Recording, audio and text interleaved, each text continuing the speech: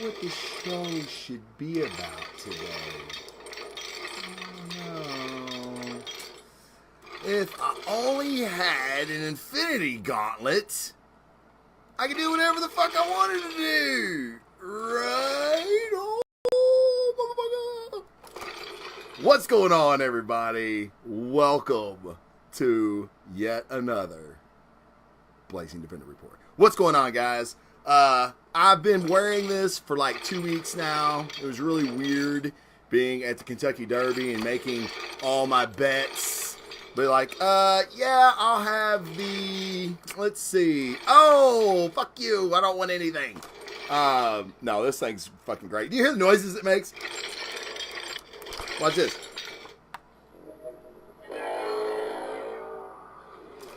Boom, Stark, in your mouth. Awesome. Yes. Big kid plays with fucking toys. I love it. What's going on, guys? Been a minute, huh? I went old school on you guys. I was like, you know what? Fuck OBS. Brett Pope Toot. What's up, buddy? What's going on? Got a couple minutes before we go live and correct. So I thought I would entertain the live chat for a minute with my Infinity mug. I'm all in. I told you. I was all in. I'm all in. The stones light up when it's hot. This is not hot at all. This is something else. This is a Saturday night concoction. Debo's in the house.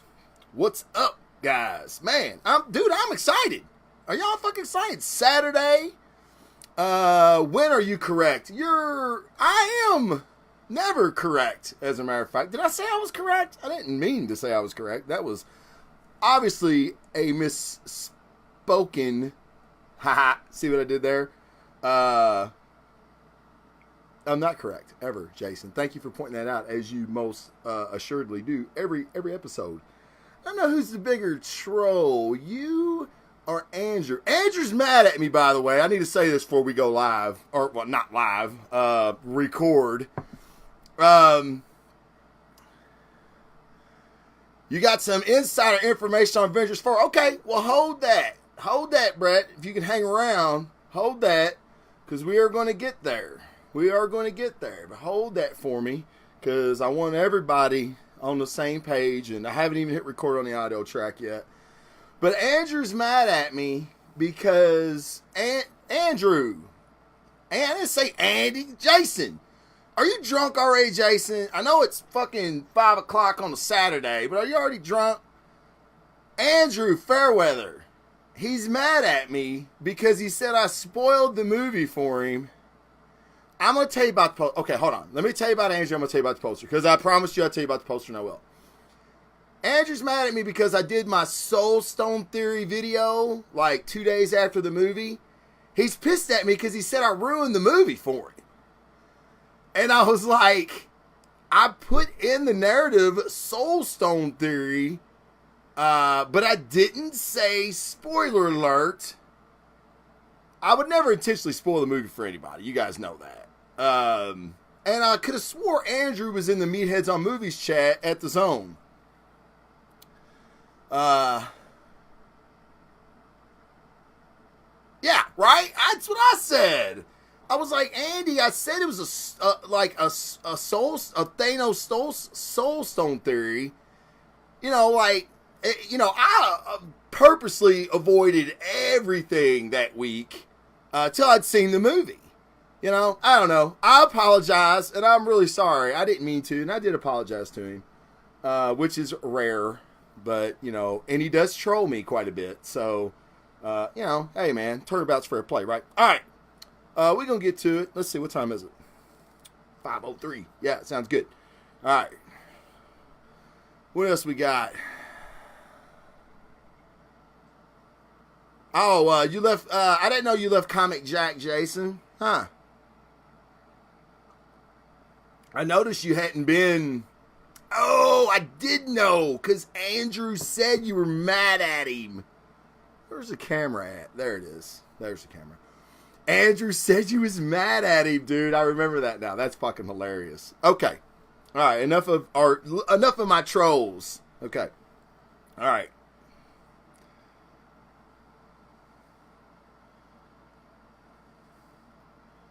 Oh, yeah, that's recording.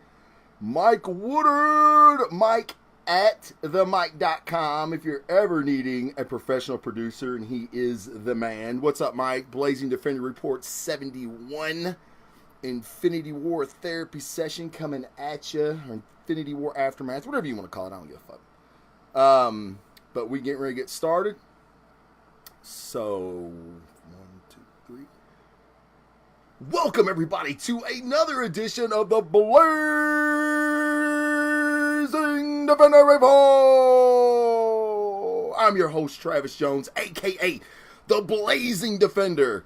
Guys, we've waited patiently, I think, for most of us, on pins and needles, on hands and knees, praying to Odin, hoping that Infinity War would live up to all our expectations. It has came, it has went, and it has delivered.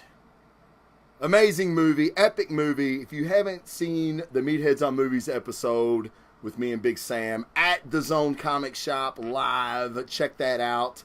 It's on the Meatheads on Movies page. It's on the Meatheads on Movies YouTube channel. Go check that out for me.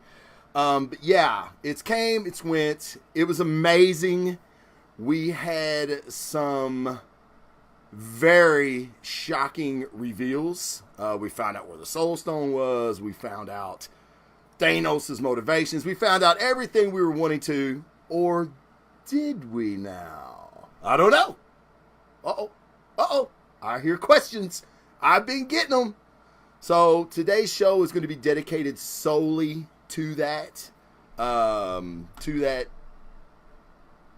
questions that I've been getting from everyone. Hold on, guys. I got a hum in my ear. Not like a hum, goofs. Hold on. I gotta fix it. Don't look at my penis.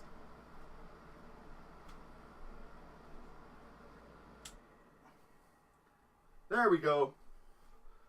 Mike Woodard's going to be very excited that I turned that off for the recording. Oh my God, it's so much better. You know how you hate the sound of your own voice?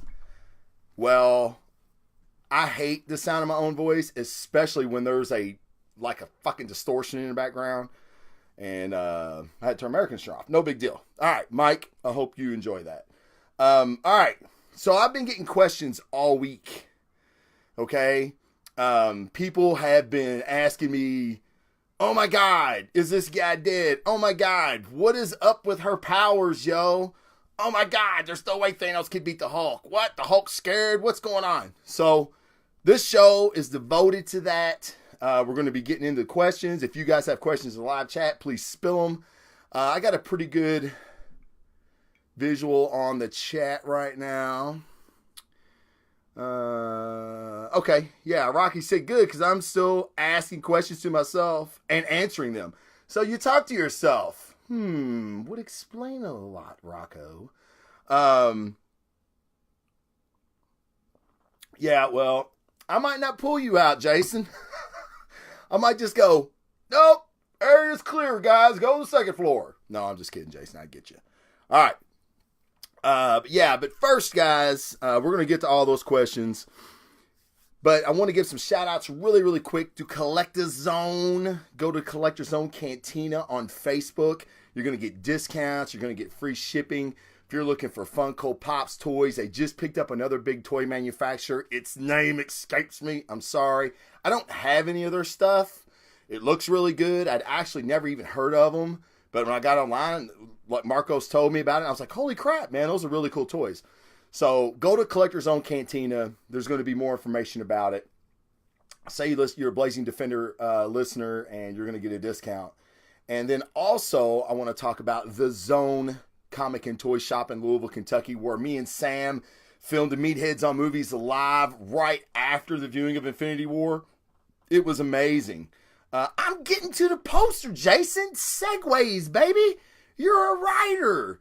You just don't go from Act 1 to Act 3. You know this. Come on, man. It's a segue, bro. Hold on. Jason Jones in the chats wanting to know about my Infinity War poster behind me. That one right there. And I'm going to get to it.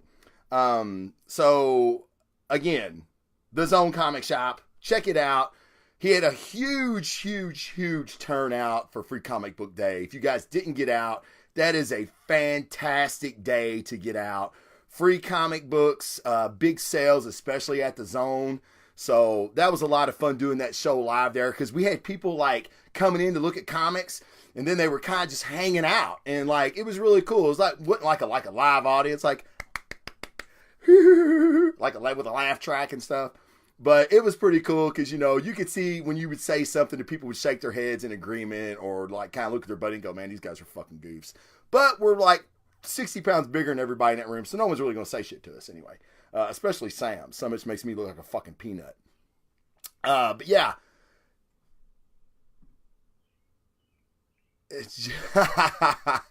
No, Josh, that's not true. Yo, no, it's not the pre-show ritual. That's funny though. That's funny stuff. The chat gets me distracted, guys. It's like squirrel.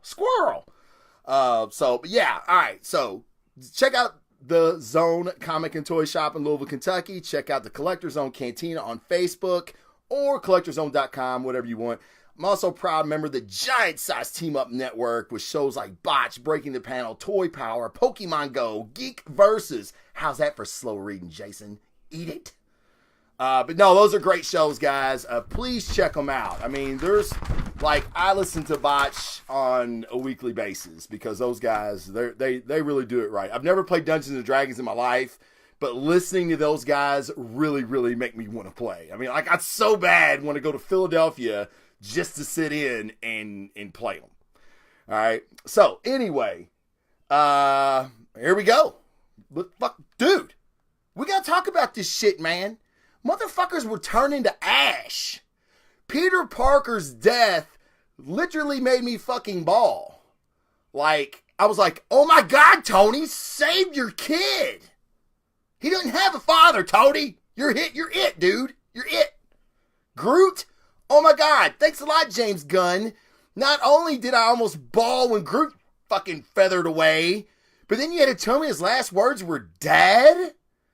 Dude, he looked at Rocket and said, I am Groot.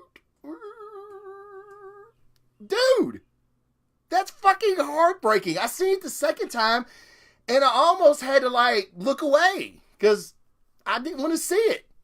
It's fucking horrible, dude. I don't know if Tom Holland, Rocky asked if Tom Holland improv that. I don't know. Tom Holland is a fucking amazing actor, you guys. Like, I'm no Spider-Man fan, and I really gave two shits when they cast Tom Holland. But that motherfucker could act. In Homecoming, when all the brick is on top of him, and he's like, kind of like me under 135 on the squat rack, like screaming like a little bitch. I was like, oh my God, somebody please help this kid. Like, he lets you know that Spider-Man is a kid. He's not some 30-year-old playing a fucking high schooler. He's a child. And Tom Holland's amazing. A fucking big Tom Holland fan, dude. And what a great moment. You know, they always say there's never small parts, only small actors. That's case in point. Tom Holland didn't get as much screen time as some of the others, but man, when the one scene he gets to fucking nail it, he nails it. So dude, Gamora, come on. We need to talk. Peter Quill, you motherfucker, I'd throat punch you if I could get a hold of you. I'm mad at Peter Quill. Fucker. He fucked us. Fucked all of us. Fucked us. So we got some shit to talk about. We got some shit to get off our chest. All right. The number one thing that I get is, you know, I think we can all agree that opening scene with Thanos and the Hulk was fucking awesome. All right? Like, holy shit, yo. You're starting it off like that. Maybe arguably one of the best scenes, one of my favorite scenes in the movie, other than when Thor comes down with the fucking hammer. I cried. Like, tears of fucking amazement, man-crushedness, and joy streamed from my face. There was a really hot chick with huge tits beside me. Did not give a fuck. I let it all come out as Thor brought the fucking thunder. But other than that, the Hulk scene with Thanos was amazing. Now, I'm going to tackle several questions in this. Maybe the first one being, how could Thanos beat the Hulk like that? Thanos is a bad motherfucker, that's why. And just like in Ragnarok, when Hela crushed the hammer, the Marvel directors are letting you know right off the bat the power level of these characters. Hela, not to be fucked with. Thanos, bitch smacked the Hulk. Bitch smacked him. Bitch smacked. Like, oh my God. And like, it was dope because he was fucking moving around and then he fucking gave him that Muay Thai knee. I'm like, damn, Thanos had some Muay Thai. If that motherfucker would have put him in an arm bar or something, I might have fucking spewed my pants. Because now he's a fucking black belt in Brazilian Jiu-Jitsu even. But no, great fight scene. It shows you right off the bat. And contrary to what I've seen on the internet, there's no way. The Power Stone was never activated. All through the movie, when the glove... watch. Visuals. I got visuals for you, kids. The ghost of Mr. Rogers is back. Oh, my God. So when Thanos activated a stone, it lit up and he whooped some ass with it. Okay? The Power Stone was never activated in his fight with the Hulk. I've seen it several times on the internet. That's wrong, kids. The Power Stone never lit up. That was just Thanos without the Infinity Gauntlet whooping that ass. Okay? So, Thanos, bad dude. The Mad Titan. Titans in the comic books were basically created by the Celestials as playthings. In here, we really don't get a lot of backstory on the Titans, but they're bad dudes. Thanos, obviously, pretty bad fucking dude. What happened to the Titans? Well, Thanos kind of explained that. He explained that their world, it seems reminiscent to me of Krypton. You know, Jarrell's telling it, well, hold on, Brian Michael Bendis fans. I know he's retconning everything. He was at DC 2 days and decided to retcon an American icon. But let's just go before Michael Bendis and say that Krypton basically exhausted its resources and the planet couldn't survive because of it. So that's what happened to Titan. How Thanos got away, don't know. Well, he's seen it coming, so maybe he's like, fuck this, I'm out of here, bitches. But so Thanos, very tough dude. Now, the other thing is the Hulk being scared, okay? Now, the Russo brothers have came out and said that the Banner Hulk was in Sakaar for 2 years, right? 2 years. He was the champion. Everybody loved him. He was kind of his own man. And now when Banner needs him, he's kind of teaching Banner a lesson. Like, no! Come on! No! That's my Hulk transformation impersonation. It ain't bad. It ain't bad, guys. Come on now. Give me some CGI. It's great. So, yeah. Bullshit, Russo brothers. This is what I think. I think they got the estimate for, holy shit, we're going to CGI this. We're going to CGI that. You want Thanos and Hulk to fight in the opening scene. we're getting up there. You want to have Hulk in how many more scenes? Man, we're going to run over budget, over time. I don't know. I'm speculating. Why else wouldn't they have the Hulk? You've already established he's not that big of a player. Maybe it was because of the whole Black Order. If you got the Hulk, how tough is the Black Order now? You know what I mean? Just don't send him back to Earth. Leave him stranded on the, out in space. It's not going to kill him. He's the fucking Hulk. I don't know, but the Russo brothers' reasoning why Hulk didn't come back out made no sense. And it doesn't play to the character that Marvel has made. Now, granted, I think it makes perfect sense. He got his ass beat. Jason says, it's also reported they were over budget every day. There's no doubt they were over budget. But here's the argument that I get when I give them my reasoning why I think it was just going to be too expensive. Let me see here. My man in the chair. Yes, well, Funko, yeah, I'm going to get to that. Man in the chair. Casey Strohs, everybody, from Bad Coyote Funky podcast. Yeah, I'm going to get to that because Funko actually, they spoiled that, or they gave us that figure that was never in the scenes. Yes, and it was supposed to be against Cole Obsidian, which I hate that because that wasn't his fucking name. It was the Black Dwarf. But anyway, he was going to break out of the Hulkbuster armor. How awesome would have seen that be? They made a Funko Pop for that scene, okay? But evidently it was cut. All right? Again, it was cut because of budget reasons. Now, somebody said, it made $1 billion in 3 days. You're right, it did. But let me tell you, it wasn't projected to make $1 billion in 3 days. 72 fucking hours, $1 billion worldwide? Are you shitting me right now? You can't even fucking fathom that. If they would have known that, fuck yeah, man. Fuck Josh Brolin. We'll just CGI all of Thanos. Granted, Josh Brolin was fantastic. Oh my God, Jason. Jason keeps asking me this fucking poster. Okay, I went to IMAX to see the movie. Actually, Jason, thank you, because I was going to segue into it before all this, but I didn't because I'm stupid. I went to IMAX to see it because it was shot with IMAX cameras, okay?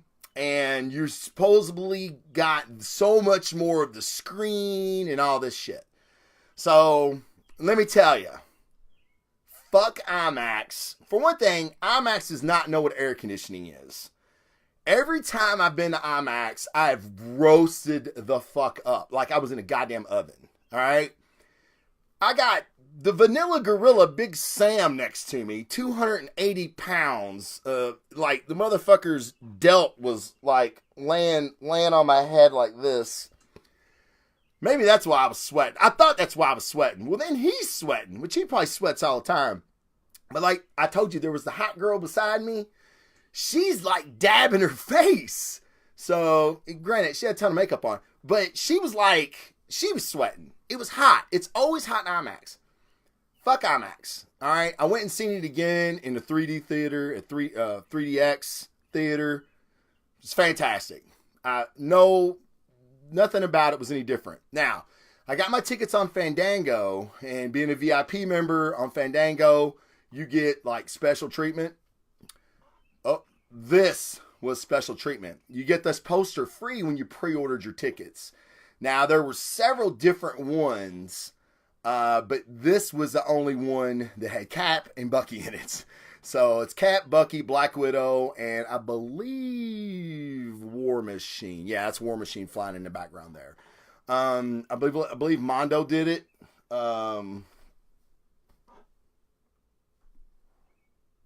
Shit, I don't know. I thought it was signed, but I don't guess it is. But yeah, I got it free. Yes. Was it $8? Yeah, it must have been. Yeah, it was shipping and handling. I don't know. But I know my Ragnarok poster that I got, it is signed by the artist. And same one, same deal. I pre-ordered my Ragnarok tickets through Fandango, got this poster, and it's going for a shit ton of money online. Because I was like, what the fuck? So, just saying, all you got to do is, sign up and you get these special offers when you pre-order your tickets. Not a big deal. But yeah, it's a pretty cool poster. I dig it. And it's Cap. Come on. So yeah, back to the Hulk. I think it was just over budgeted. They knew the movie was going to do well, but they can't justify that to the studio on how much they want, you know, the Hulk in it. And honestly, guys, this is my question to you all. Did it make a difference? I mean, yeah, I love the Hulk, man. Fuck, like I said, that opening scene was fantastic. This movie, it didn't need it. It didn't need him. I think it was perfect the way they wrote him out of it. I don't agree with their reasoning, but the Hulk ain't never had his ass beat like that. Now, granted, you could say Thor would have whooped his ass that bad in Ragnarok if Grandmaster hadn't cheated, but he didn't. So Hulk has always won. That's his first real loss. So, you know, and let's not fuck it up too bad. Hulk psychologically probably ain't the most stable dude, right? All right, so, but here's another big question. I have no answer for this. Valkyrie and Throg, where are they at? They were on the ship. Did they get away? I don't know. I don't know, man. So it's different. I don't know why they didn't mention it before. I don't know why they didn't say Valkyrie and Throg got a pod and took the rest of the Asgardians away as Thanos attacked. That would have been fantastic. One line would have explained the whole thing, but we didn't get anything. We see Loki, we see Banner, we see Thor, we see dead bodies, and that's it. So don't know where Throg and Valkyrie were.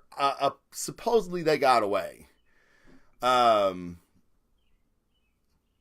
I mean, yeah, maybe Meek and them were the half that were spared. Okay, well, to that argument, what half got spared in Xandar? Xandar didn't get spared. Xandar was destroyed. Like, there was no half of Xandar. Xandar was decimated. I mean, they said that in the movie. So, you know, sometimes this half shit that Thanos does don't necessarily meet Thanos, which I've got a pretty good, well, I tell you who cares about Xandar. You might care about Xandar if you get Richard Rider as Nova. And I've got a theory about that. All with Avengers 4 stuff. We're getting through it, guys. Come on, we're getting through it. All right. Enough about the Hulk. Enough about Valkyrie. What happened on Xandar got fucking nuked. It got nuked, guys. He had the Power Stone. We didn't see it. All right, fuck it. We'll get to it now. Xandar destroyed. I mean, that's all we got, right? We don't know what happened in Xandar. This is perfect, and this is why.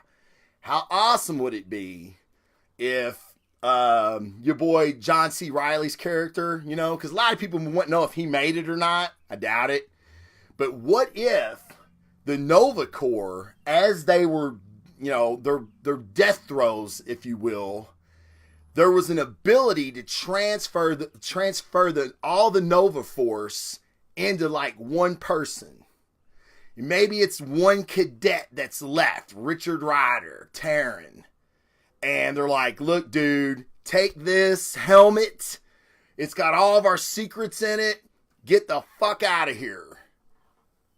Richard Rider goes wherever, and then we get maybe a Nova movie in Phase 4. It has been talked about getting a Nova movie in Phase 4. I think them not giving us anything about the destruction of Xandar, not even in a flashback scene, they're saving that shit. So, yeah, I think there's going to be ramifications. You just don't wipe out a planet and not something come of it. Okay, so I think it's a perfect segue into Nova.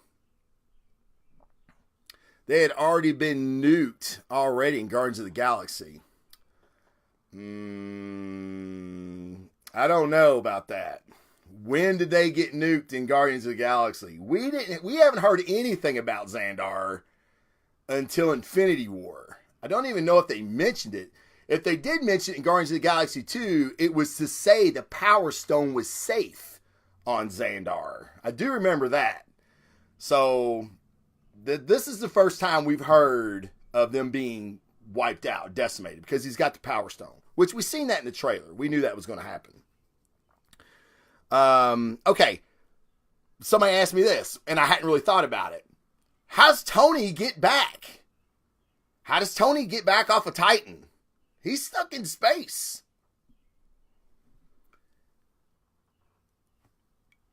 In Guardians of the Galaxy, we've seen the whole fleet wiped. No, not the whole fleet didn't get wiped out.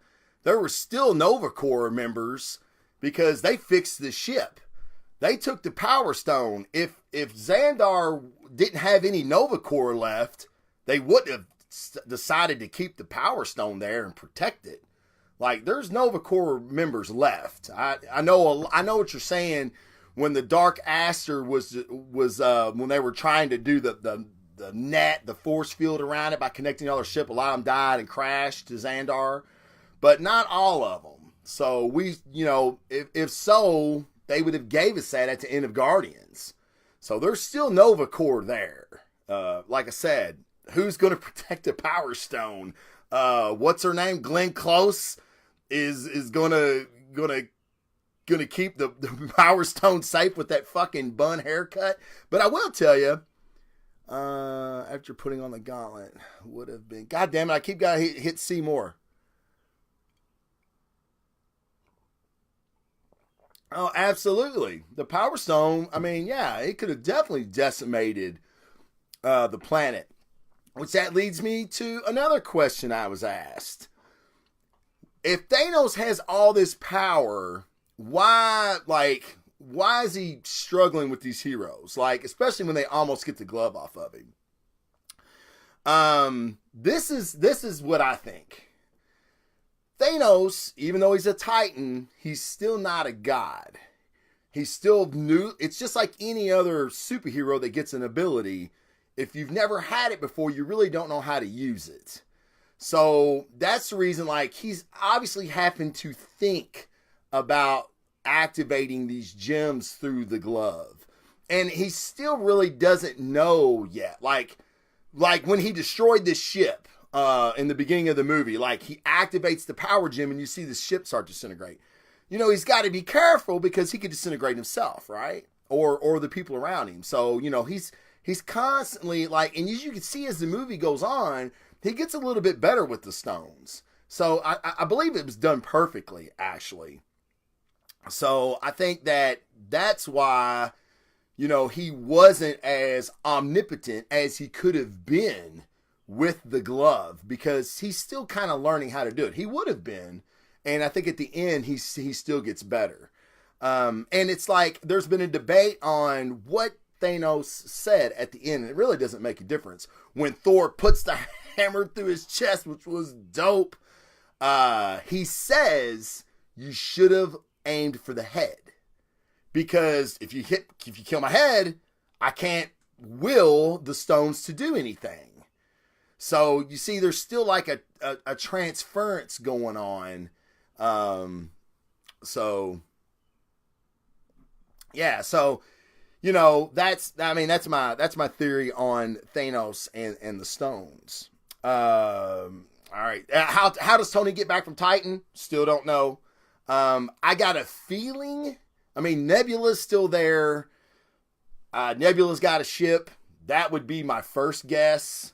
So, I mean, not really sure, but there has been talk that the battle is going to take place in outer space and not on Earth. So maybe Tony stays out there. I don't know. We'll get to that.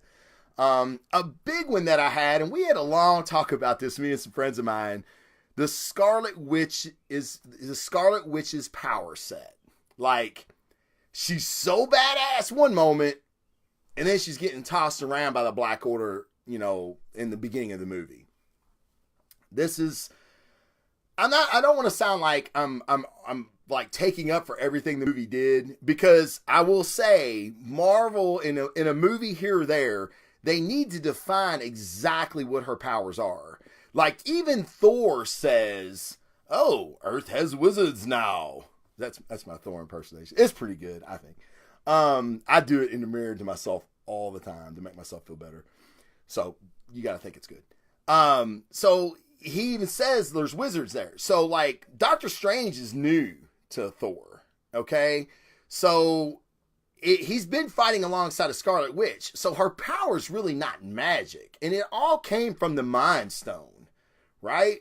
But she's still able to have these energy blasts, like her manipulating people in Age of Ultron.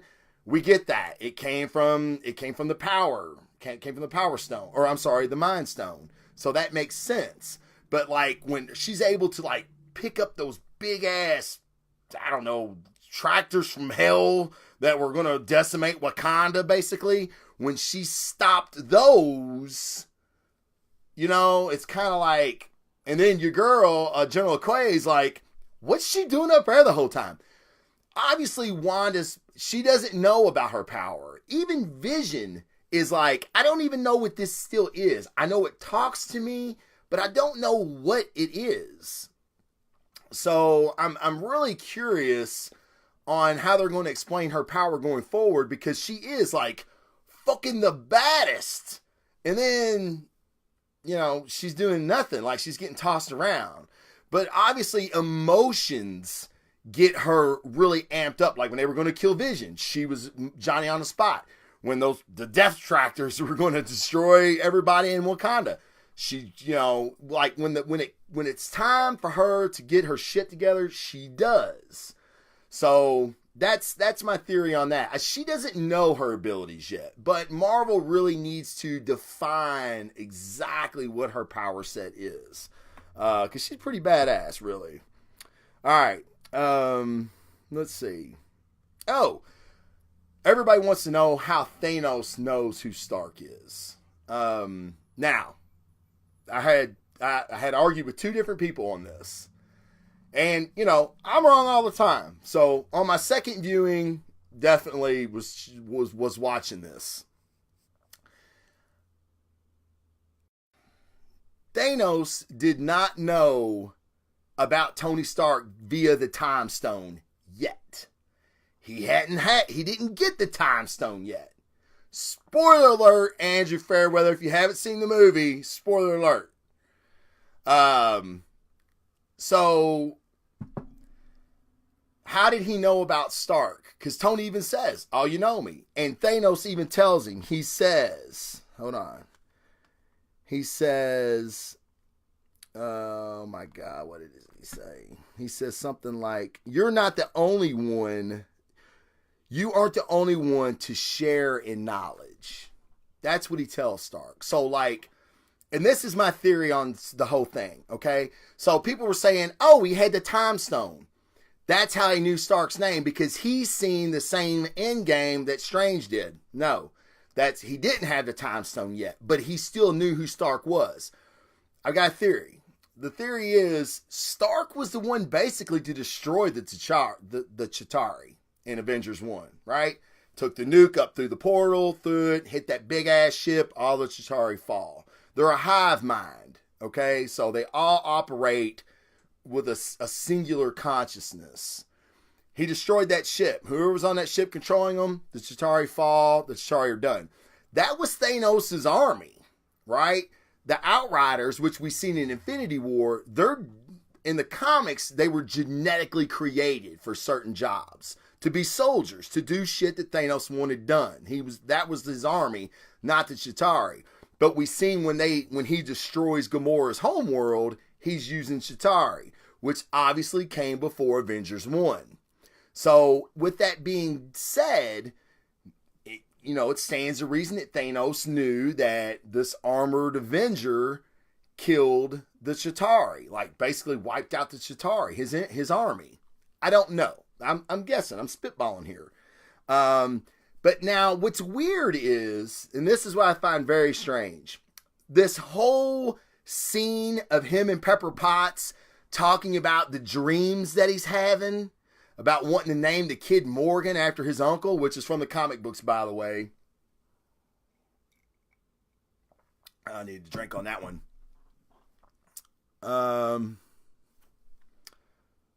Let's see here. Hold on.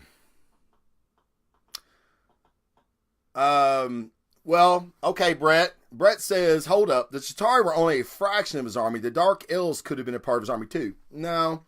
And this is why. This is why I say no.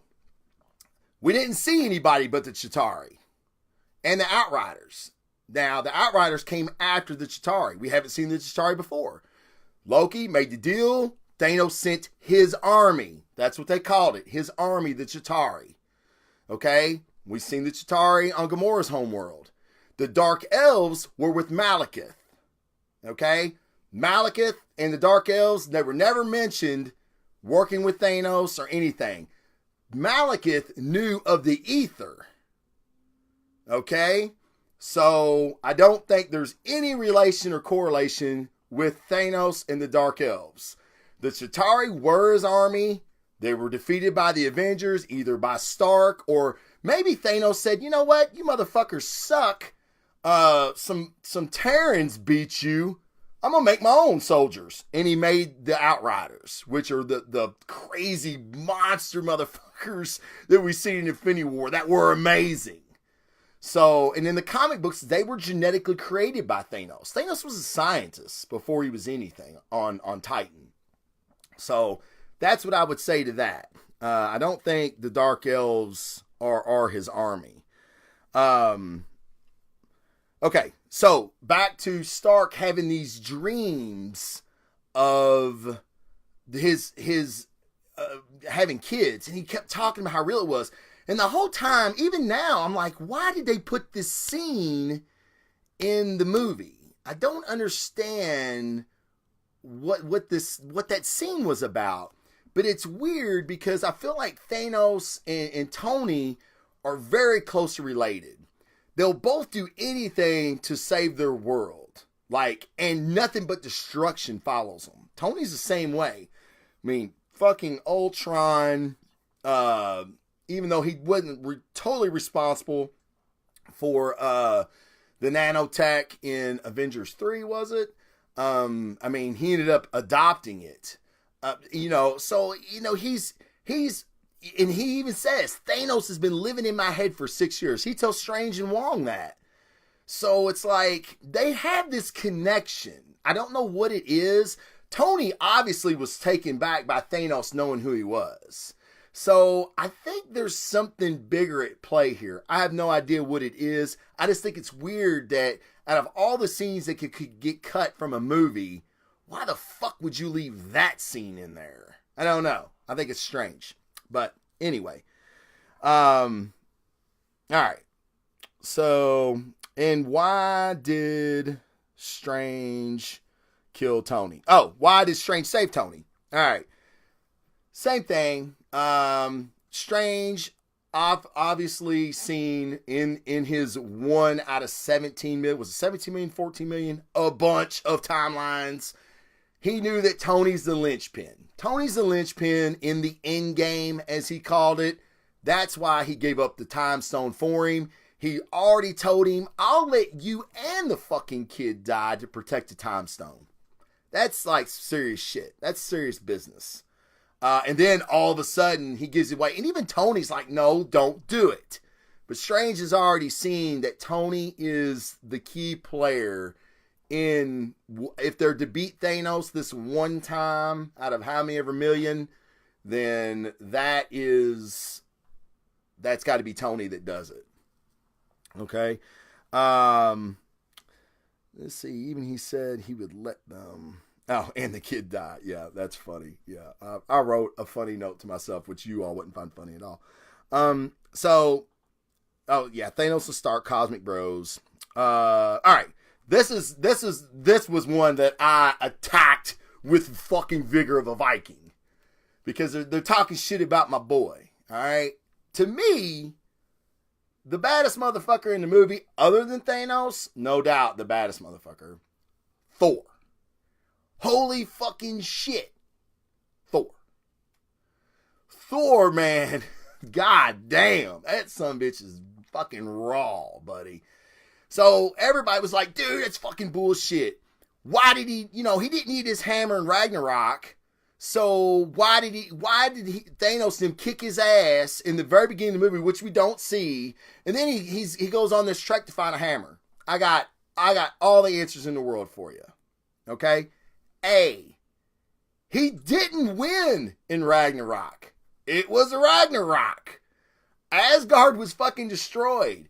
He basically held Hela off as long as he could and had to let Surtur loose to destroy Asgard for them to even fucking get away. And we know Hela's not dead. Hell no. Hela no. See what I did there? It's kicking in. So no, he didn't win. He needed his fucking hammer. Now I know what Odin said. You didn't never need your hammer. All right. But now Thor needs his hammer to kill Thanos. Why? And everybody's like, he got his ass kicked by Thanos in the beginning. Yeah. Thanos kicked the Hulk's ass. Now, and he had the whole Black Order with him. So it's Thor and Loki. Heimdall maybe put up a good fight. Looks like he did. And then you've got everybody else against Thor. So, and he wasn't dead. He put up a pretty good fucking fight. So, and then he tells the Guardians what kind of weapon? The Thanos killing kind.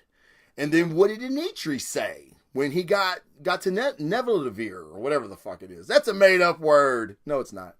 That was funny as shit. What kind of weapon? And Dimitri tells him, this is a weapon for a king. Thor was never a king. He was a prince. Mjolnir was a hell of a weapon. And he said, even this weapon, in theory, can summon the Bifrost. It's a fucking powerful ass weapon. Okay? So Stormbreaker, badass fucking weapon. Obviously, he put a hole in Thanos' chest, right? So he needed the fucking hammer. All right? And Thor with the fucking hammer like that, like a hammer for a god king, that's a fucking tough combo. So then when he shows up with the power of the Bifrost, that was another thing. How did Thor get there so quick? He had the power of the Bifrost. They say that when he made the hammer. In theory, which, and Eitri didn't know that it could summon the Bifrost like it should be able to, and it did. So, Thor, bad motherfucker, dude. You don't want to fuck with that dude. Yeah, and Stormbreaker, for you that don't know, was the hammer of Beta Ray Bill in the comic books. Maybe not quite as tough as Mjolnir, but obviously in the MCU, it is the hammer to fucking have. So I thought it was pretty cool. Rocky's asking, is Groot a part of Stormbreaker? I would definitely say Groot is a part of Stormbreaker. Now, he cuts his hand off, to create the handle, which was an awesome scene by little punk ass, adolescent Groot. Groot's kind of been, he's a punk kid, right? We were all been there. Some of us are still there, but yeah, I thought that was a really cool scene. And yeah, so like, I guess what you're asking, Rock, is like Groot, like, could there be another Groot in the handle? I don't know. I don't think so. I think he just used that part of himself to create the handle. So I don't think there's going to be like another Groot sprout out of the handle. I think it's, and can he regenerate from that? No, because that was part of him. Like the Groot part that faded away at the end of the movie, that's Groot. That was Groot. So, you're wrong. I may be wrong, but I don't think we're going to see like Thor swinging a hammer and Groot's head come out and be like, hey, I am Groot. I don't think you're going to see that. I think that was just part of him. It's just like if Groot makes a projectile and throws it like a fucking bunch of twigs at somebody as missiles, and are they all going to become a Groot? No. Well, there'd be fucking Groots running around everywhere. When he blew up in Guardians, and there's little pieces of Groot everywhere. Now, there was a piece that resurrected, but Groot has an essence, or he does in the comic books. And I would say James Gunn is playing it pretty close on that. there's an essence to Groot. It's like when the little lights that come out that light up everything, in the comic books, that actually is a healing ability too. Like if you have an injury, Groot can heal you with his essence. So it's his essence that causes him to regenerate. So no, Rocky, you're fucking wrong, bud. No, I'm just kidding. I don't know. Yeah, we could get Groot out of the handle. I don't know. That'd be great. And I will come on this show and be like, oh my God, Rocky Deersing was correct. And I was wrong.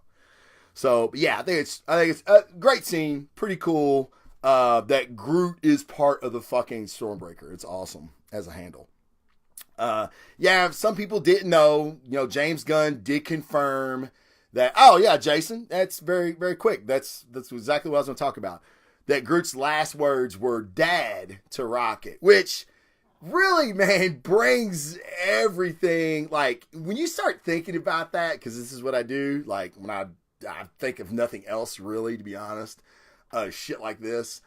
Like, so he looks at Rocket as his dad, okay? Gamora's the hot aunt. Drax is the crazy drunk uncle. Peter is fucking Peter. I'm sure he's an uncle of some kind. You know what I mean? So it's like, that's his surrogate family if he's looking at Rocket as his father, which, Rocket was there. Now, this is something that some of you may not know. I'm sure most of you do. But that Groot is not the same Groot as Guardians of the Galaxy. Different Groots. James Gunn confirmed it. That is not the Groot from Guardians. That Groot is dead. He died. Baby Groot, which turned into adolescent Groot, is a new Groot. Yeah. That's the reason he's Baby Groot. And then that's the reason he's adolescent Groot. Because he's different. He's not even a reincarnation. He is the offspring of the original Groot. That's different than the comic books, guys. So when Gunn said that, if you don't follow James Gunn on Twitter, you really miss out on a lot of shit. James Gunn's very good about, like, dispelling rumors and, like, oh no, that's not true. This is a different Groot. I was like, what? What? That's a different Groot. So yeah. So there's that. Just in case you didn't know. Okay. This is the biggest one that I've got. I'm going to drink for this one. This is the therapy session part. A lot of death. Gamora, Bucky, Heimdall, Groot, all the Guardians besides Rocket, which I was pretty happy about, actually. Peter, so many deaths, all right? We got the original Avengers still, but there was a lot of death. We've got Black Panther. All right, these are big ones, guys, and this is why. Like, Sam, on Meatheads on Movies, Sam and I were like, man, Sam was like, I really wish they would have used Cap, Tony, and Thor, because we know their contracts are coming up. It would have made it like a little more believable that, oh shit, this is how they die. Well, that's true. For the people in the know, the average moviegoer and a lot of the people that go and see this movie, they don't know that shit. They don't know Sebastian Stan's got a fucking 40-picture deal with Marvel. They don't know that Spider-Man 2 and Guardians 3 had been greenlit. They don't know that shit. It was funny, we were just talking about going down the hallway. We were in the bathroom, and not together because there's not even a handicap stall wouldn't fit us two. So there was a black dude in there, and he was all like, dog, that's fucked up, yo. Killing Spider-Man? What the fuck? Like, the dude was upset, man. He is like really upset that Spider-Man was dead. Yeah, that's the audience that they make movies for, guys. They do us a little bit, but that, when Spider-Man and Black Panther faded away, you heard the crowd go, like, it was a hush over the fucking crowd. Jason Rivera wants to ask, how does Red Skull fit in this all? If I have to ding this movie for certain parts, the Red Skull part's going to be a ding. Well, I ain't gonna say we all knew. A lot of us speculated that Skull wasn't dead. The Tesseract transported him somewhere. It's the Space Stone. Makes sense, right? Well, why the Soul Gem chose Red Skull to be its spokesperson is a little weird to me. It's kind of like they just wanted to bring Skull back, which I was a little let down, and I'll tell you why. I like when Thanos and Gamora show up, and there's this entity talking to him, and it's kind of like wisping around in this robe. I was like, oh shit, Death. Which Death was an embodiment in the comic books, was an actual person, and Thanos was in love with him. And I was like, oh, that's really cool callback to the comics. They're bringing this wispy skeleton lady-like character. But then it was a dude, of course. And I'm like, oh, wait a minute. They're making Death a dude? That's weird. And then you see Skull, okay? Which I maybe the Russos were it's kind of like a play on images. Death was either a beautiful woman's face or a skeleton head. Red Skull. You know what I mean? I don't know. It's just weird to me that they brought Skull back like they did. How does he fit into it?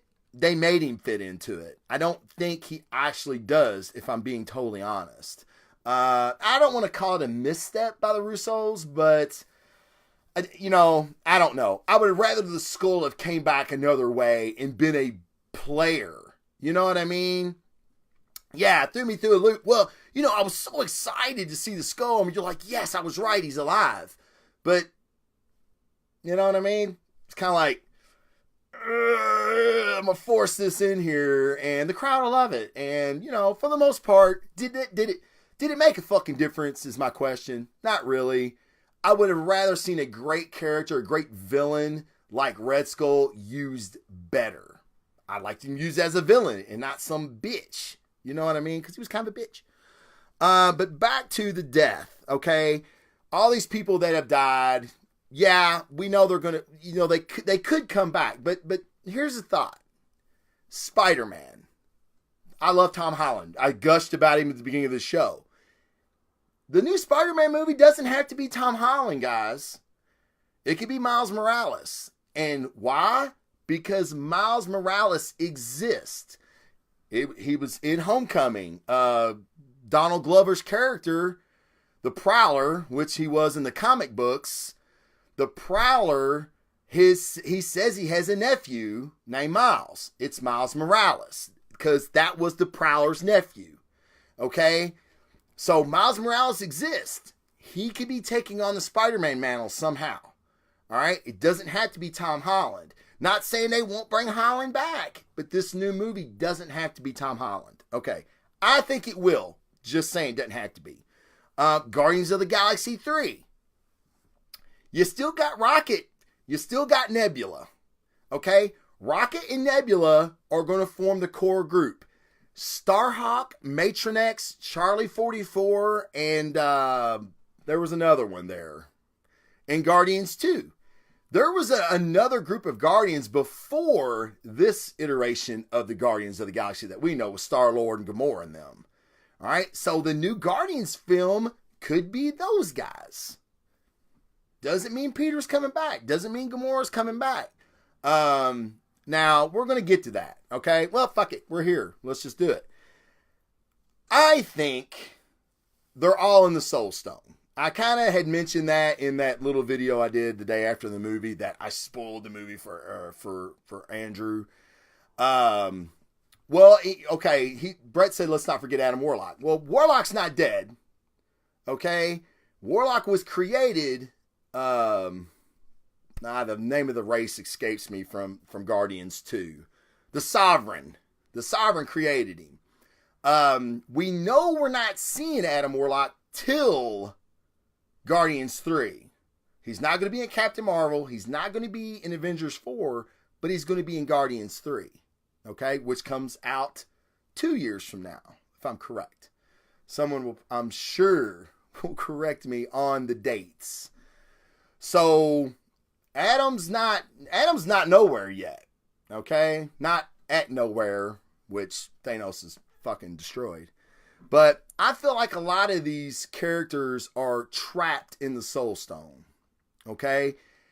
I believe that's where Thanos seen little baby Gamora at the end when she asked him what was the cost. What was the cost? Did you do it? Yes. What was the cost? Everything. Okay? So I believe Gamora, yeah, we've seen her body, but I believe her soul is in Soul World. That's where Adam Warlock used to reside in the comic books. It's a whole place. Okay? Jason said it was weird to hear people in the movie theater asking, yeah, Big Sam, what did Sam think it meant? I forget. And I'm like, nah, dude, that was Captain Marvel. That's Captain Marvel's symbol. And he was like, oh, yeah, I guess it could have been. Shit, I can't remember what Sam thought it was now. But I was like, nah, dude, that's Captain Marvel. So even Sam, being the comic geek he is, got it wrong to begin with. But yeah, so all these people I think are trapped in the Soul Stone. Now, here's kind of a little, I don't want to say a spoiler, but we'll get into them. We're going to get into it in a minute. All right. What happened to the gauntlet? This is a big one. Okay. The Infinity Gauntlet fucking blows up. Like when Thor's got the hammer in his chest, he's like, should have went for my head, and boom, and you see it. I mean, it singed Thanos' arm. Even at the very end of the movie, when Thanos is watching the sunset, you can see his arm is still burnt. Okay? Now, why did that happen? All right? There's a bunch of questions with that thing blowing up. And here they are. Okay. This is what I think. The Soul Stone is, they even say the Soul Stone is special out of all the Infinity Stones. It's very special to the Infinity Stones. Oh yeah, Brett. Yeah, it blew up. The gauntlet is done. It's toast. Okay? So the Soul Stone, I think, maybe reacting with the others, maybe just the sheer force of eliminating half of the fucking sentient life in the galaxies, was just too much for it. Amitri makes a hell of a weapon, but even that had its limits. So it burnt. All right. Several questions arise from that. A, where are the stones?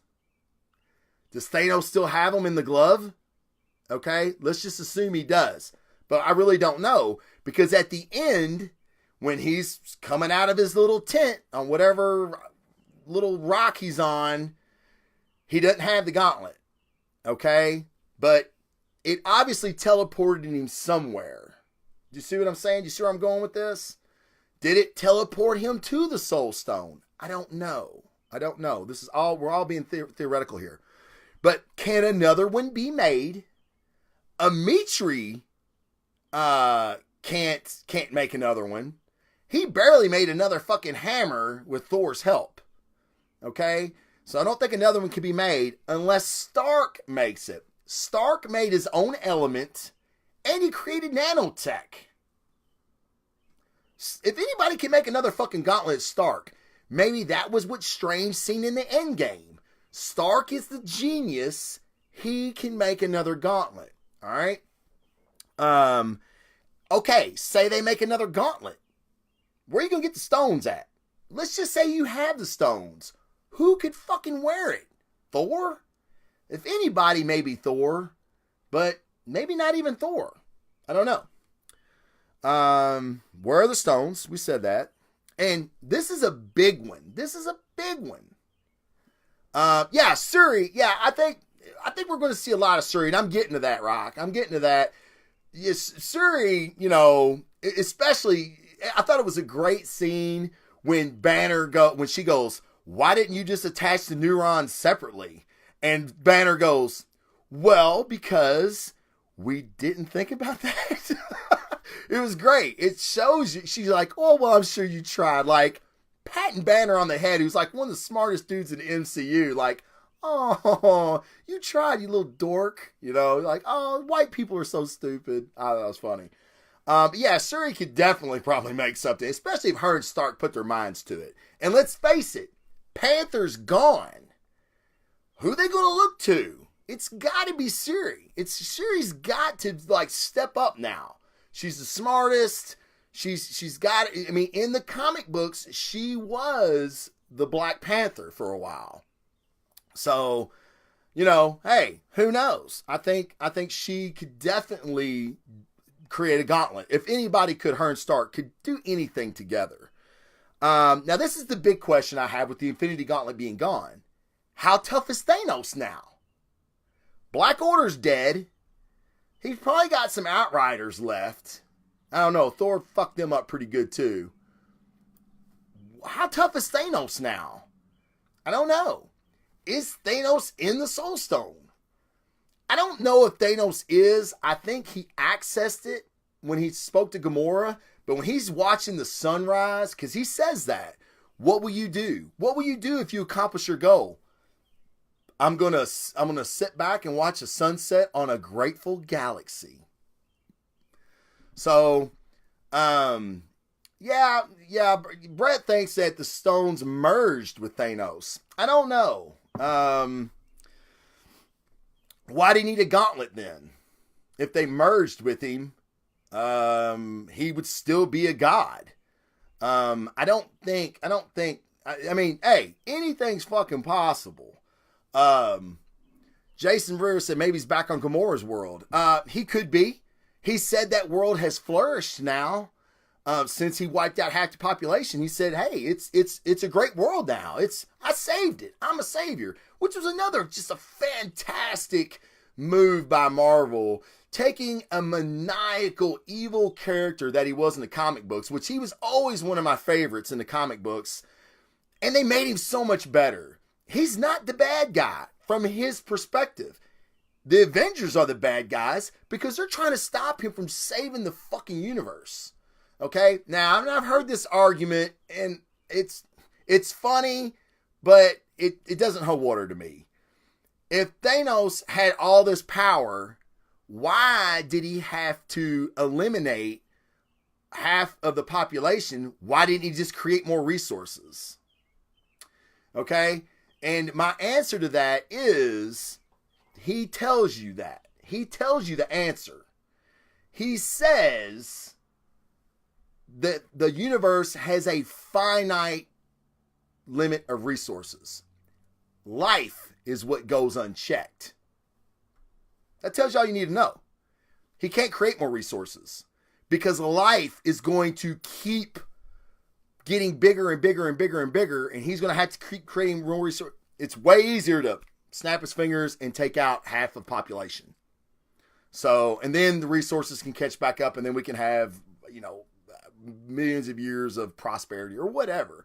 He's saying that, and he's probably saying that this probably needs to be done every so often, to be honest.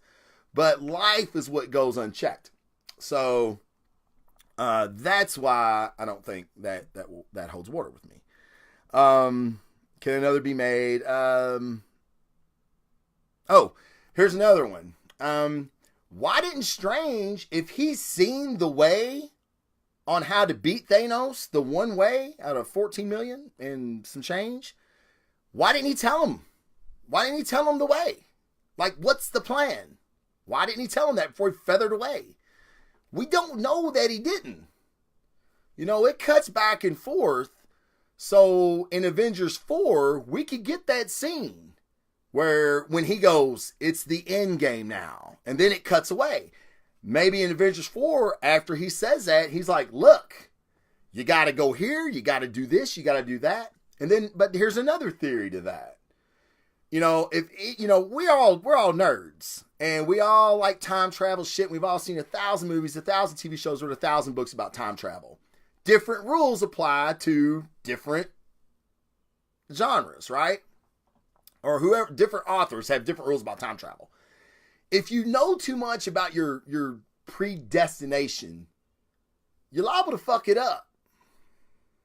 So if Strange tells Tony something, it may be too much. Like, you can't. Tony has to find this way himself. This end game has to play out unadulterated because that's the timeline that Strange seen. He's seen him saving Tony from Thanos. He's seen Tony doing what he does. He can't tell him because this is how that timeline plays out. Okay? Now, Brett says Captain Marvel. I'm really curious on how Captain Marvel plays into this. And here's another big question. If Nick Fury had a way to contact Captain Marvel all this time, because, her movie's set in the 90s, so way before Avengers 1, okay? Why the fuck didn't he hit the pager then? I mean, are we talking it takes her a while to get there? She wasn't going to get there in time. He didn't know. The Chitauri could have. He just got this ragtag group together, had to fake a death of one of his most trusted buddies to get it to even come off, and they still could have lost. Why didn't he hit it then? So, yeah, okay. In the comic books, she had no shot. She had no shot to beat Thanos. So, I don't know. Yeah, she's been off-world. No, trust me, that's not a prediction. She's been off-world. But what kind of range does this pager have? That ain't no motherfucking Motorola pager, let me tell you. That subbitch wouldn't get me from here to the fucking street. But, he obviously had a way to contact her. I believe you're right, Brett. I believe she was off-world, fighting Skrulls, fighting Kree, whatever. The pager looks odd because it's from the 90s. It's 90s tech. That's my theory. That's why it looks so weird, right? And it may be space age. Because I don't think it's like a normal pager or communication device from Earth. I believe it's something that she gave Fury and said, hey, this can reach me no matter where I'm in the galaxy. Hit that motherfucker if you need me. So, but my question is, Fury didn't really know what the fuck was going on, but somehow he knew to hit it. He's Fury. But why did this escalate him to hit it when other catastrophes, Ultron, the Chitauri invading, you know what I mean? So, I don't know. It's a little weird. But I'm curious where Marvel fits in. I know she's badass. We're going to need her firepower for sure. But in the comic books, she can never take Thanos. Ever. Silver Surfer, which embodied the power cosmic, couldn't fucking take Thanos. So, not sure what she can do. But she's going to be badass. No doubt. No doubt. Yeah, that was great. Great segue, guys, because that was my next one. Why did Fury wait to call Captain Marvel? His Thanos in the Soul Stone. We went over that. I've got another one here. Oh, fuck yeah. Got all kinds of them. Okay. Now we can get into... Okay, hold on here. Hold up. She was supposed to be the most powerful Avenger of all. Who said that? Where's that written?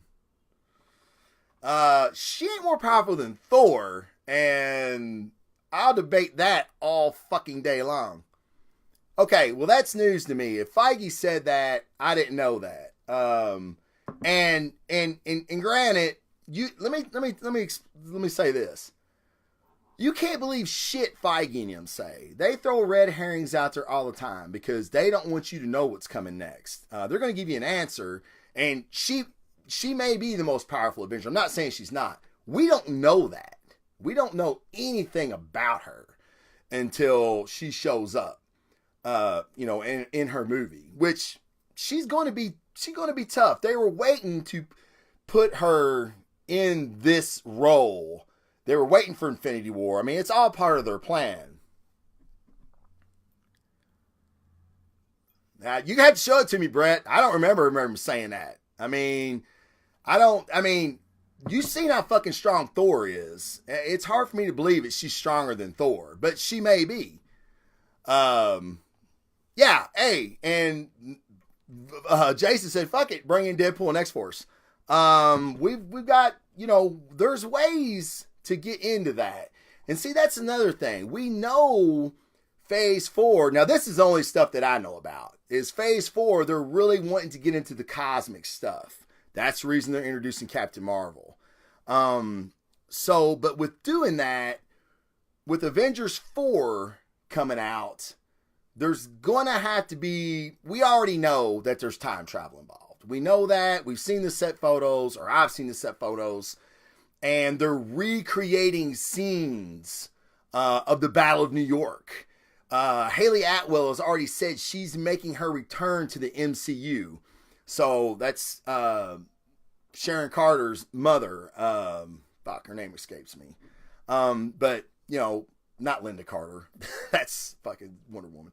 But yeah, so she's coming back. So there's going to be some time travel involved. But I feel like Ant-Man and Hawkeye not playing roles in this movie, I got a feeling that whatever they're doing is going to come into play somehow. I really feel like the Ant-Man Wasp movie is going to involve the quantum realm. And in the quantum realm, you can time travel, you can have multiple universes. And in that, that's a perfect way to pull, and I've said this on the show before, to pull stuff from the Sony market, stuff from Fox, pull what works into the MCU, pull the X-Men that have worked, pull Deadpool, pull Cable, pull all those guys over from the, you can do that now with the quantum realm. And they've already said that this is going to be more of a heist movie, but they are going to explore the quantum realm because they're going to look for the original Wasp.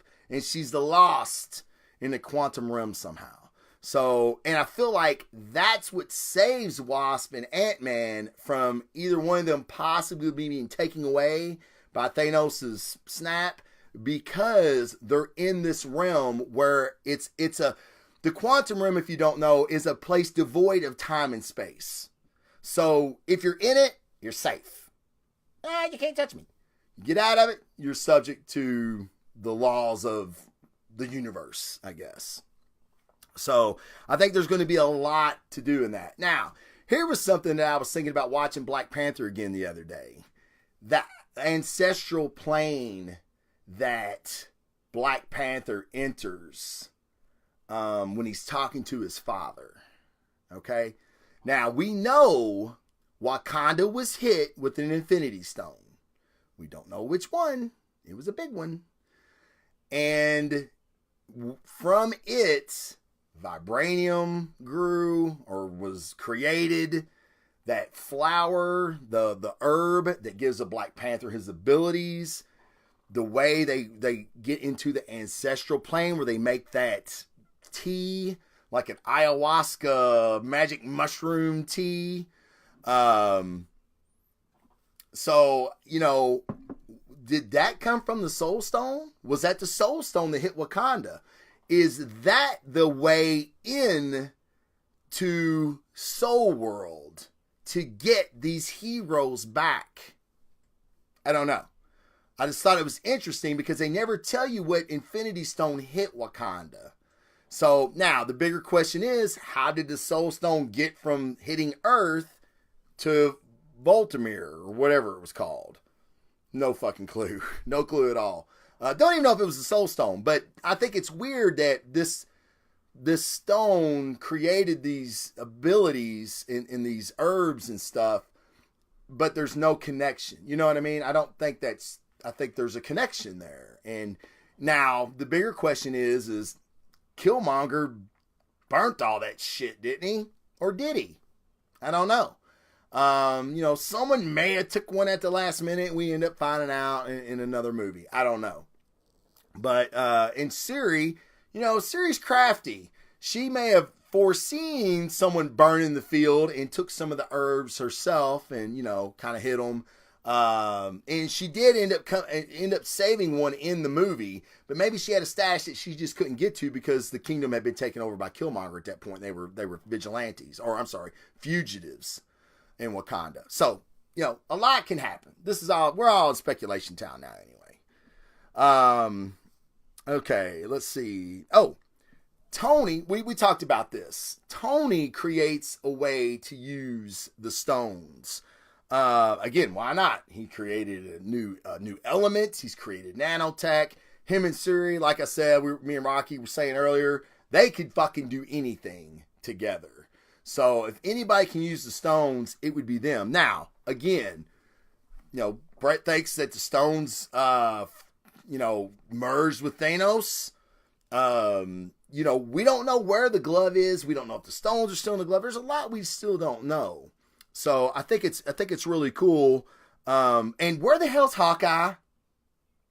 Hawkeye, where the fuck, dude? What? We need an arrow. We need an exploding arrow. We need a boxing glove arrow. Don't you have one of those? Like punch Thanos' face?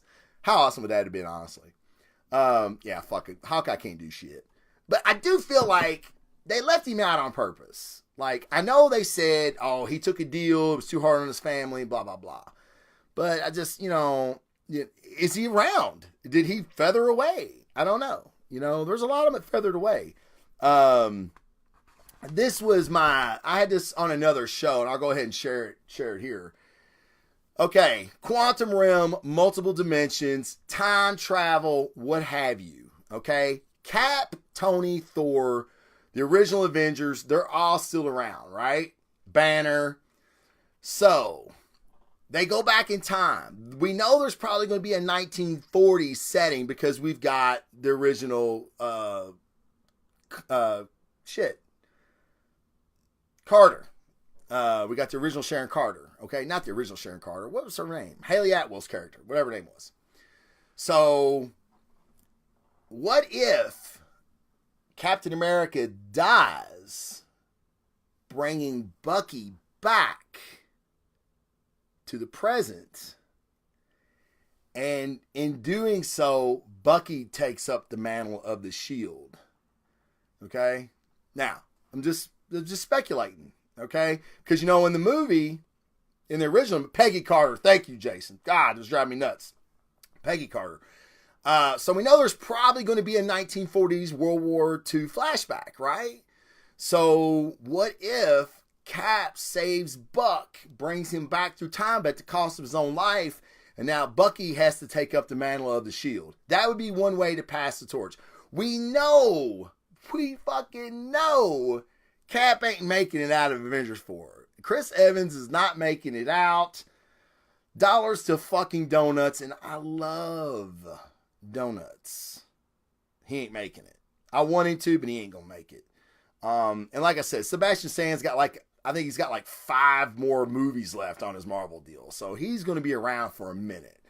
Even though he's in Soul World or wherever he's at, he's coming back.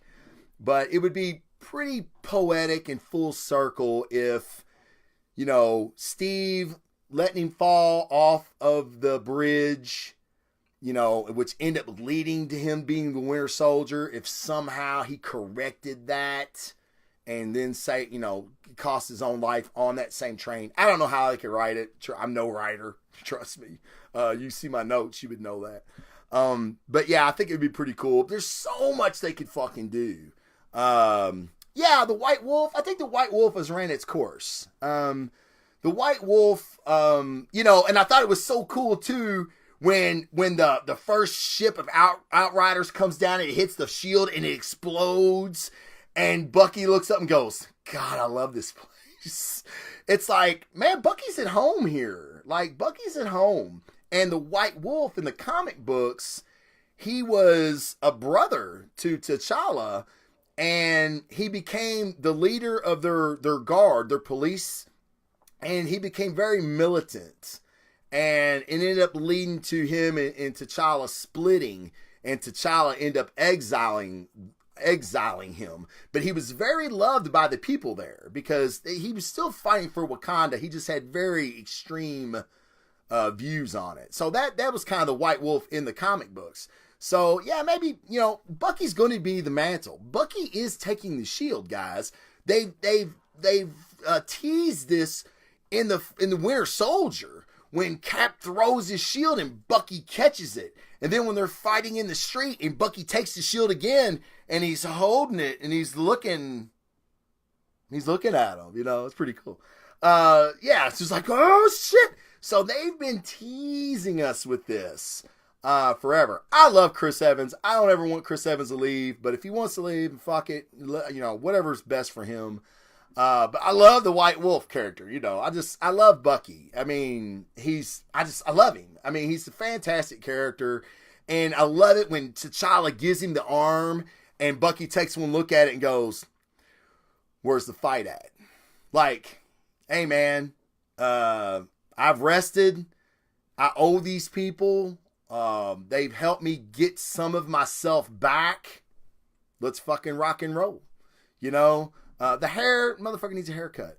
But other than that, I love the character. And if it's got to be a transition, then it's got to be a transition. I understand that. So let's just fucking do it, man, and get it going and have a new Captain America. It's going to happen. I just want Cap's death to be epic and mean something. Like, they did it fantastically in Infinity War with Gamora, with Spider-Man. I mean, like, you know, even him, dog. Loki. Even Loki's death. It was like, oh, fuck, man. You know, Cap's death, dude, it's got to be a fucking gut punch. I mean, it's got to be worse than Logan. You know, that movie's gut-wrenching anyway, but it's got to be worse than that, you know? So I just want it to be worthy of the character that Steve Rogers was. He deserves that. It's going to be a big undertaking, but I dude, the Russos, all my fucking faith in the fucking Russos. They haven't let me down yet. There's no way Infinity War should have lived up to its expectation. It crushed it, in my opinion. So I'm very, very, very excited to see what comes next. And we've got, you know, less than a year, right? I don't know when the release date is. Maybe if Brett's still in the chat, maybe he can tell us when the release date is. It's close. I mean, like, not close, but we don't have to wait 2 years. It's next year, guys. Be around this time next year. We'll be having the same conversation going, oh, fuck. So, and we're either going to be like, God damn you, Russo brothers, or we're going to be like, oh my God, Russo brothers. So, yeah, it's going to be a good time, guys. Great time to be a fucking nerd. I can't ever say that enough. It's just going to be fantastic. But, fellas, that's all I really got. I'm going to hang out a little bit more, but I'm going to stop the audio, but I'll hang out online on the live chat. Guys, if you're listening to this on iTunes, please leave me a review. If you know anybody that likes comic book shit and they think they might like the show, share an episode, share this episode, just share the page. That'd be fantastic. I'm on YouTube, Instagram. You can see all the videos on YouTube. This one will be up tomorrow at some time. Or no, probably not tomorrow, the next day sometime. On the Facebook page is where I'm most active. All my videos are on the Facebook page, even some behind the scenes stuff, and even like my first impressions of movies. When I get out, I do a short video. So all that's on the Facebook page. So I'm really active there. Check out the Patreon, man. Patreon.com/Blazing Defender. There's some extra content that you can have. Here we go. Avengers for May 3rd, 2019, guys. Derby week again, motherfuckers. It's going to be a blast. I can't wait. So, dude, less than a year, man. The countdown is already fucking on. Let's do it. But it's going to be a good time. Check out that Patreon page, guys. Every little bit helps me. Like, I lost my head. Like, these aren't my normal headphones. These are Beats, by the way, and they're not a sponsor of the show. I really wish they were, but they're not. And I couldn't find my headphones. I'm like, where the fuck are my headphones? So I'm looking around for headphones. I need like a better area, and all that takes money. So Patreon really helped me out. And to just spread the word. If you like the show, sharing it on Facebook really helps me. Liking it, subscribing to me on YouTube is awesome. Subscribing to me on iTunes is great. My following's good, but it could always be better. And my fans are die hard, man. So I always love any and all support you guys give me. It's fantastic. I love doing the show, man. I fucking love it. I love the chat. The chat is fantastic. I love like just interacting with people that love the same shit I do. I mean, what's not to fucking love about that, man? It's awesome, right? It's a place where we can all come, be yourself, speak your mind, And we have a good time doing it, man. Thank you guys for hanging out with me on a Saturday. You poor motherfuckers, get out, go to dinner, go walk your dog, have a beer, or maybe you're having beers. I hope you are. But I really, really appreciate all support. I really appreciate everything you guys do for me. And with that, guys, the world's a fucking crazy place. If everybody just treats each other like they would want to be treated, hold a door open for somebody, say fucking thank you, call somebody up that has done something for you in the past and be like, hey man, that really meant a lot to me. I don't know if I ever told you this. It's all little shit, but if we all start doing it, it's just going to make the world a better place. All right. If I was fucking Thanos, I would fucking do that shit. But I'm not. And, you know, I don't know. Even though people tell me I look like him, which I think is hilarious. But yeah, guys, so check out all that and be nice to each other. All right. For that, Blazing Defender out. Peace. All right, Mike, that is the end of the audio. I appreciate it, brother, and I hope all is well. Let me know if I can do anything to make it better, man. Peace.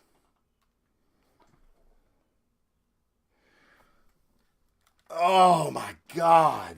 Yeah, those headphones suck. What's up, bitches?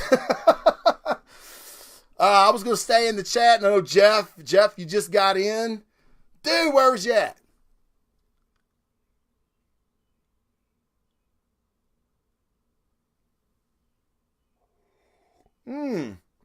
That's a good question there, Debo. Could you see RDJ passing the torch to Tom Holland as the new leader of Avengers? Absolutely. He's his mentor, man. In Civil War, Jeff, you're traveling. Be safe, man. Be safe.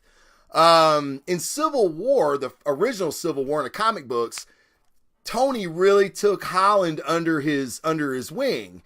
And I think that was always Tony's plan was Peter was smart. He was a good kid. And Tony wanted to maybe, him be the next Iron Man, the Iron Spider suit and all that. I mean, Tony's did everything but make him Iron Man, right? So yeah, I could totally see that. I think it's a little late for that, for Spider-Man. I'm not sure. I'm sorry, a little early because, Holland's still really, really young. So I think I can see Black Panther. I can see Black Panther taking the role. If Tony dies and Cap die in Avengers 4, I could totally see Black Panther stepping up. I could see Strange coming in. What if the movie deals are all our rules so you don't know anyone? Yeah, and I've said that before. But I'll tell you, that could be true. But, Chris Evans has been very vocal and several different articles. So that means Chris is kind of like lying to us. You know what I mean? No, Jeff. Warlock is not going to be in Avengers. He's not going to be making an appearance until Guardians 3, which comes out in 2020, I believe. Or if it's 2019, it's after Avengers 4, which we've got less than a year until Avengers 4.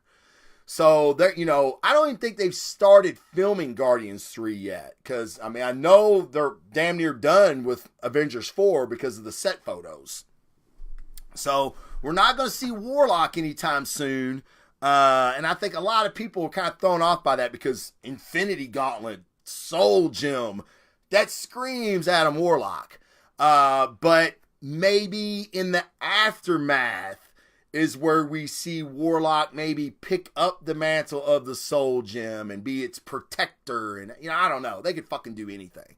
But yeah, I've thought about that before about, it being a ruse, but that means a lot of people are steering this wrong intentionally. Like Chris Evans saying that he wants to be a director. He wants to get out from in front of the camera and get behind the camera. Well, that means, he's not saying he's lying, but it's like, well, then what the fuck are you doing then? You know what I mean? I don't know. Back when these guys, like especially RDJ, when they made their contracts, dude, it was in the early days of Marvel's history. So they weren't the fucking mega $billion conglomerate they are now. And so I think, I always think contracts are subject to change. I mean, we see that in the NFL and the NBA all the time. But a lot of times they stay pretty true to them. So we'll see. I don't know. Like I said, I don't want Chris Evans to ever fucking leave, but it looks like he's going to.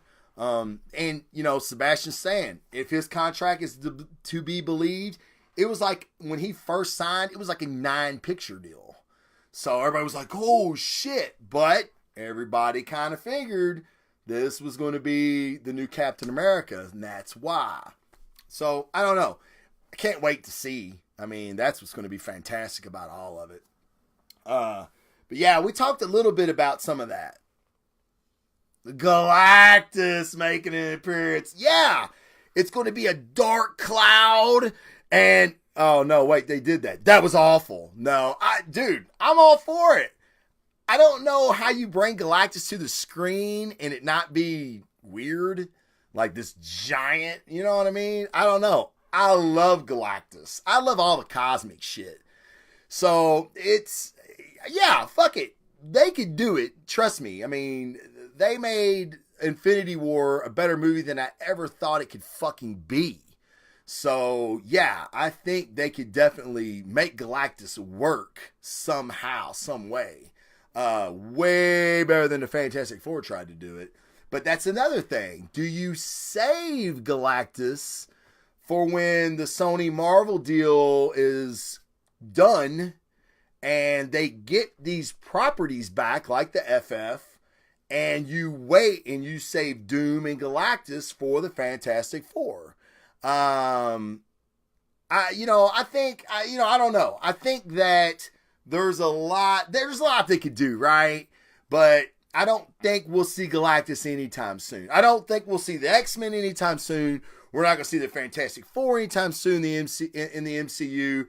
But I think it's way closer than people think. I've heard that the deal is done. It's just the wheels turn slowly on shit like that. So if you're telling me that Marvel don't have some guys already thinking about what to do, you're crazy. They do. Trust me. That's the reason they make fucking billion-dollar pictures, is because they know what the fuck they're doing. So they're like, Infinity War would be a great way to segue into the quantum realm, would be a great way to go in and go bloop from Sony, boop from Fox. Ooh, we love Deadpool. We'll take Deadpool. We'll take X-Force.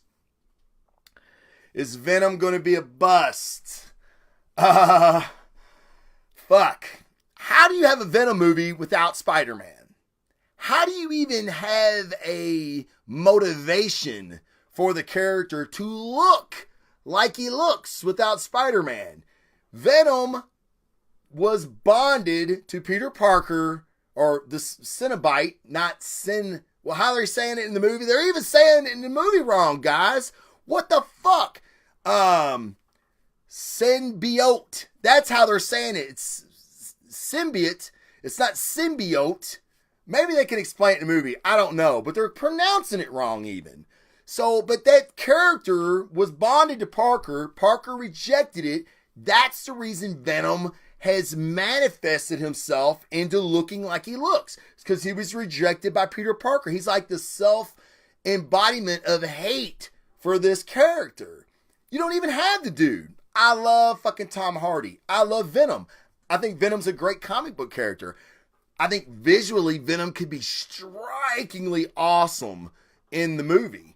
I didn't have a problem with the way Venom looked in the trailer. I know a lot of people did. I didn't. I think it looked fine.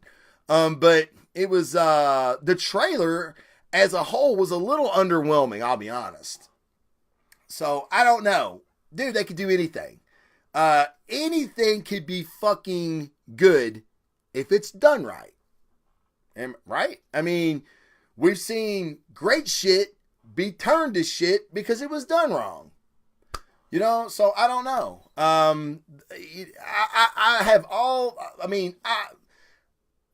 don't want to say faith, but I really want it to be good. I want all of it to be good. I want DC Universe to step up, and I want us to be having an argument oh my God, DC Universe is better than Marvel Pictures because, there's no argument right now. Marvel kills it.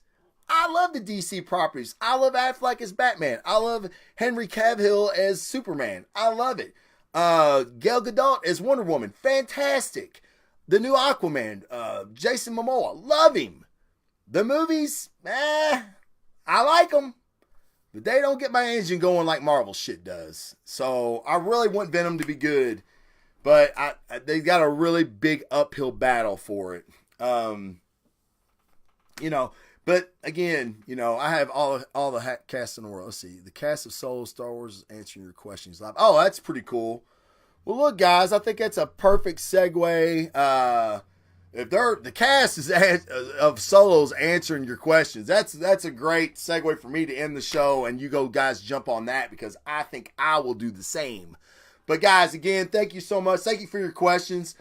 Jeff, a lot of that stuff we already answered during the show. So if you want to go back, some people in the chat, added to the conversation like they always do. So check that shit out, man. And, again, share it with people that like this kind of stuff, man. This is kind of like a movie-centric episode, not so much comic books, just a little bit comic book thrown in here and there.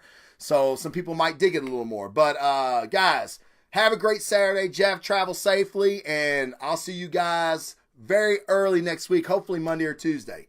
Peace.